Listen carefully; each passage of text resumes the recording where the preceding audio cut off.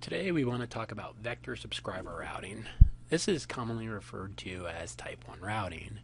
And in this routing logic, this involves level 3 TNs. Level 3 has TNs. We provision those in our subscriber table, and they also have entries in the destination table, which allow them to route to whatever trunk groups we'd like.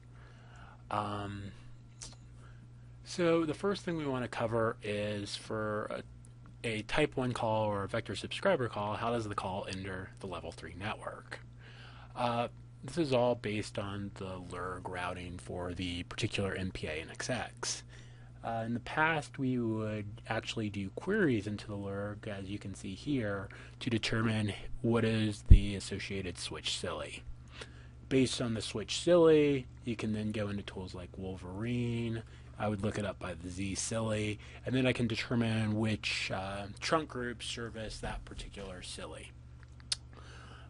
Alternatively, Mr. Abbott's made it a lot easier, and he's created a tool, Get TN Info, that you see here.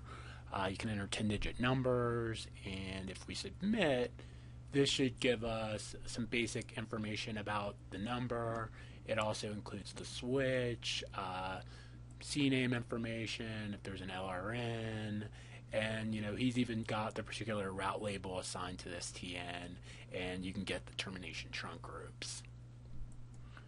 And so here we have an example of an IAM from the LEC. You can see the origination point code matches the SILI above, comes in on a kick like all calls. And on this one, oops, we missed the called party number. Here's the called party number coming into our switch. The origination is the LEC again. The destination is our Dallas facing point code. Then here's what the query looks like once it hits our media gateway. So the IAM comes in our SGX, which then queries the particular GSX where this trunk group's held. The GSX then does a route lookup. We have some snips from the PES here, but again, all our subscriber entries are in our subscriber and destination table, so it's fairly simple routing. Here's a couple of screenshots that show, hey, here's where it pulls the destination profile. Here's where it actually highlights the route label. You can see different services like LNP. One thing about our subscriber table entries is it checks the subscriber table prior to doing any lookups, and if it does find the destination of the subscriber table, it is not going to do an LNP lookup. You can also see things like subscribers, ELS subscribers typically have options for CNAME. LI subscribers normally don't have enhanced services like CNAME or anything like that. Determine if CNAME is enabled. You can go take a look at your subscriber entry, then click on destination, and when we have CNAME enabled, CNAME will be set to yes. The home gateway will be CNAME home gateway, and you also get the called forced routing label here. Where all the TNs are housed from a provisioning perspective are within Soprano, at least as far as I know, and so you can go there to see where the number is assigned and some things like that. Probably a little bit more there, but that's what I know. Here's a copy of our ingress CDR. You can see our subscriber numbers in our called number field.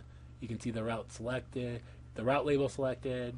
You can see, hey, it was the first route, and the termination trunk group was on San Jose MBS 205_S, and the trunk group ID. You also get your ingress trunk group ID. And then you can see our egress CDR. Those are a little bit different, but you still see our subscriber number. You see the particular trunk group it's selected. Not a ton to see there. And then you can see the corresponding SIP signaling. There's a request URI. It doesn't indicate that the number's been dipped or anything like that. So, and that is pretty much how type 1 routing works. And I think the key points to remember are for type 1 routing, these are vector subscribers. They're in the subscriber table and the destination table.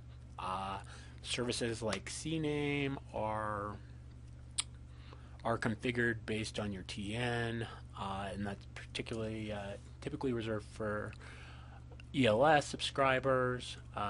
Tools like GetTNinfo can determine where the calls should be coming into our network, as well as where it should be terminating.